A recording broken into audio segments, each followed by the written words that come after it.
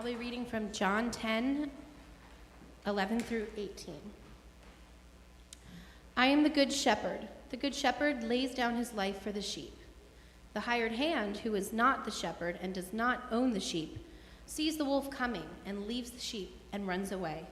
And the wolf snatches them up and scatters them. The hired hand runs away because a hired hand does not care for the sheep.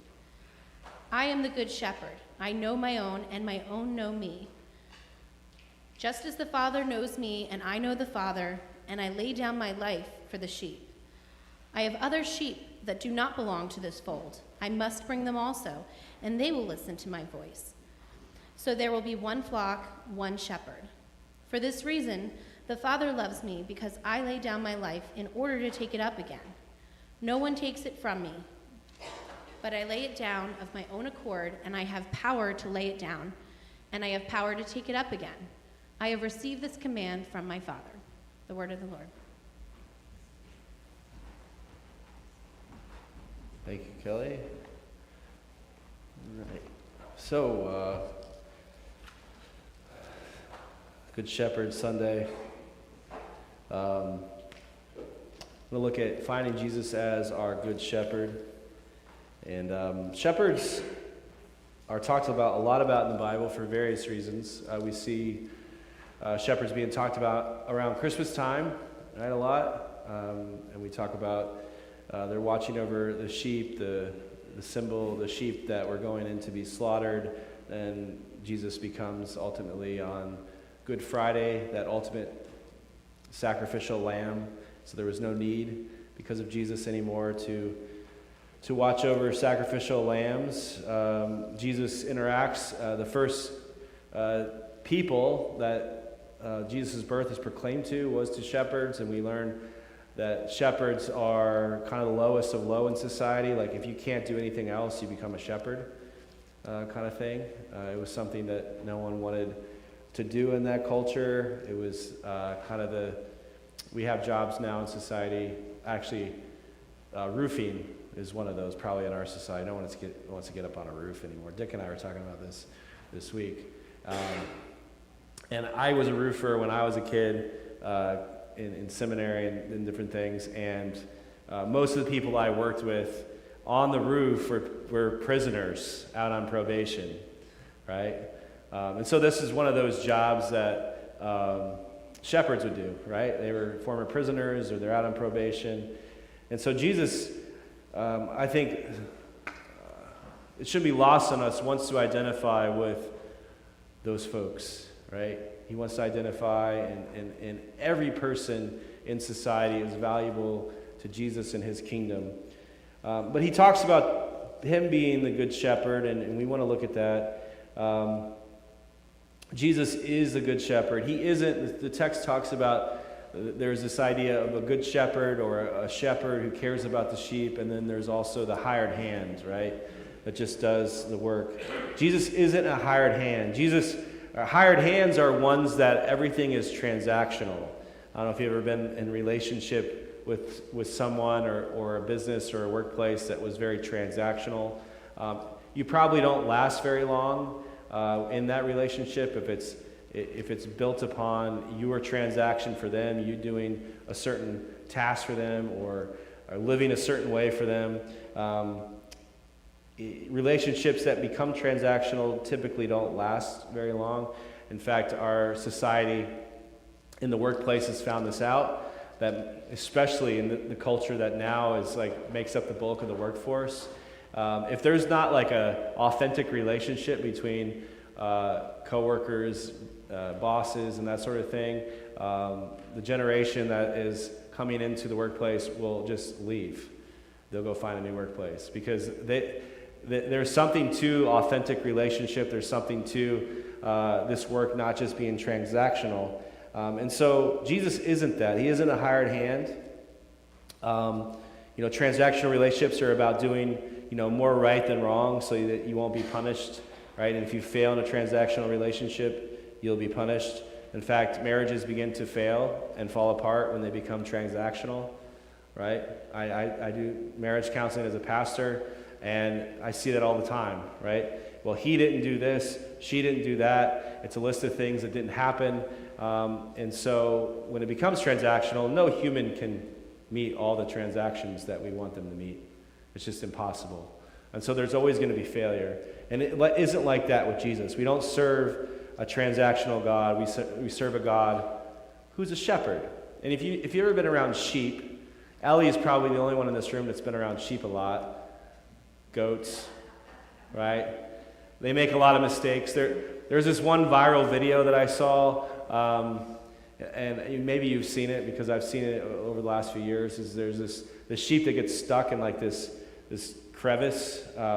It's like its hind legs are sticking out, and it's just stuck, and it's just trying to get out. And the shepherd comes and finagles it, and finally gets it out of this crevice, and then he puts it down, and then the sheep goes bouncing and right back into the crevice, right where it was before. And so the shepherd goes back over, and does his thing, gets it out again. That's sheep. That's us. Like we make a mistake. A good shepherd gets us out. We get back in the same mess we were in before. The good shepherd comes. No matter how many times the good shepherd has to get us out of that, he does it. Whereas a hired hand likely would just leave it there, right? You've probably seen this around our world, where people, that's their job to do, to clean up that garbage or whatever it is, and they're just sitting there next to it and they're not doing it, right? And it probably infuriates you. Well, they're just a hired hand. Likely, if you see that in the society, they're not in a very good work culture, and they don't care because they're just there to get their paycheck. It's all transactional. But God's not like that. He cares. So a shepherd, a good shepherd, is one that cares for us, that chases us. We see imagery in the scriptures of Jesus leaving the 99 to chase the one that had escaped, that had left, that had gone astray. Jesus, as the good shepherd, chases us. And he calls for us no matter what. The good shepherd is always calling your name. He's calling our name. He wants us in relationship with him. Shepherds, actually, good shepherds, lead from the back.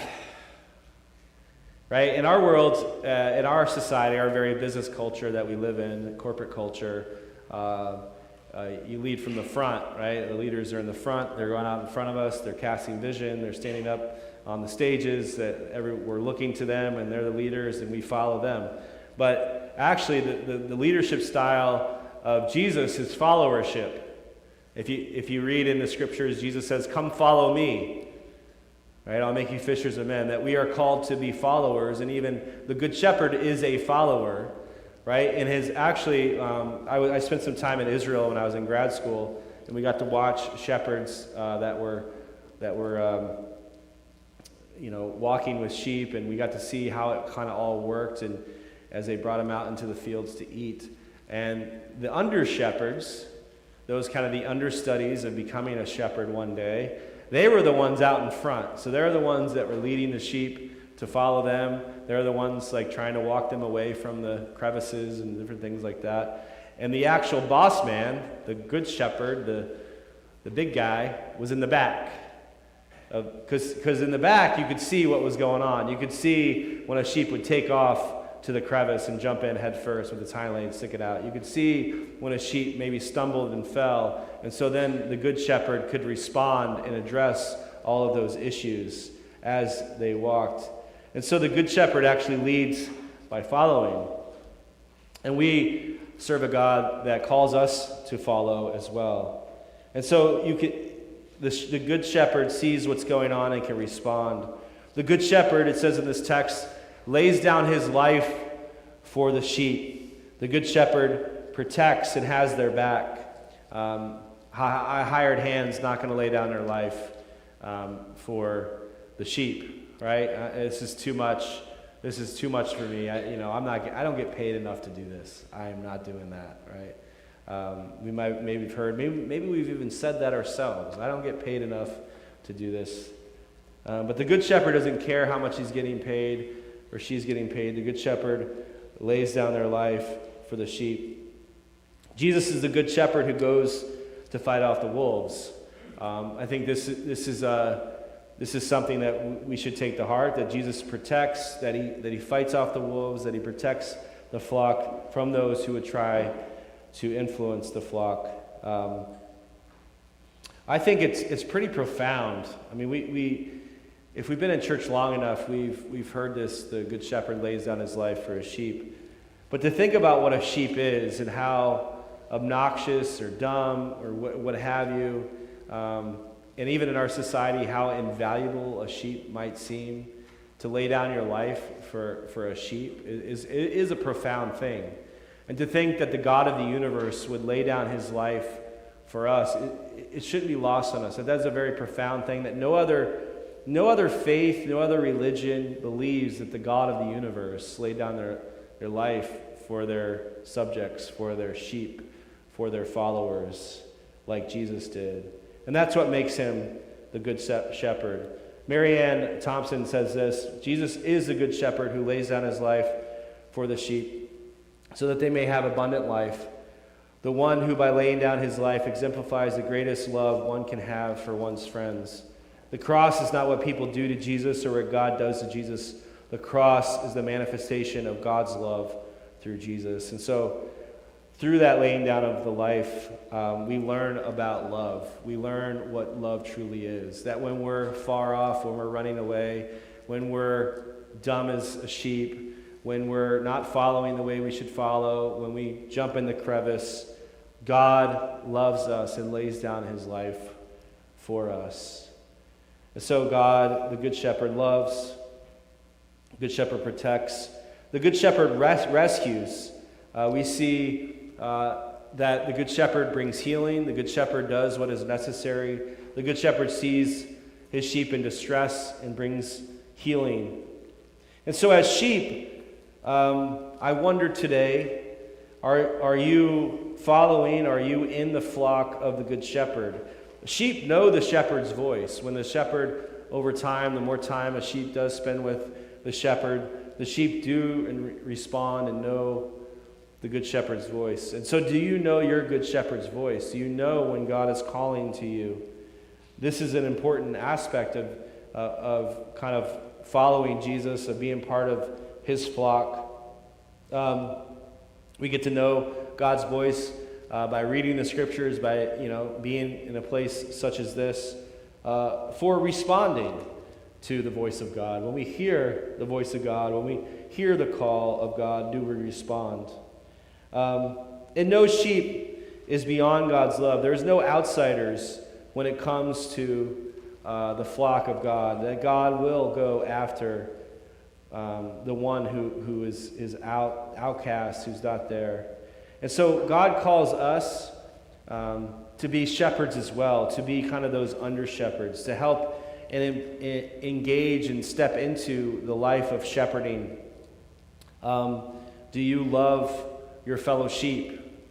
Do you seek to help protect your fellow sheep? Do you seek to help rescue your fellow sheep? Do you seek to open the doors to the flock for any sheep to come in? Or do we guard it? Do we create boundaries and we only open the gates for certain types of sheep, right? And certain others aren't allowed in. Well, the Good Shepherd allows all sheep in, no matter what, and no matter how broken they are. And I believe everyone you encounter is someone, no matter how broken they are, is longing to hear the voice of the Good Shepherd. We are part of the Good Shepherd's flock, who calls us to shepherd with him. We aren't called to be hired hands. We aren't called to make things transactional. We're called to love. We're called to protect. We're called to rescue, as a Good Shepherd does for us. And we're called to see every sheep as valuable, who is worthy to be loved, protected, and rescued. Amen. We're now going to go to our creed. So if you are able, please join me.